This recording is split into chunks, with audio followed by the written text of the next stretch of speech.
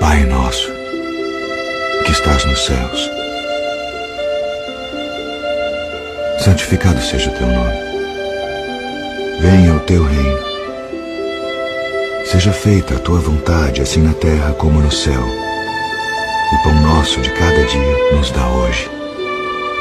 E perdoa-nos as nossas dívidas, assim como nós perdoamos aos nossos devedores. E não nos induz à tentação, mas livra-nos do mal. Porque teu é o reino, e o poder, e a glória para sempre.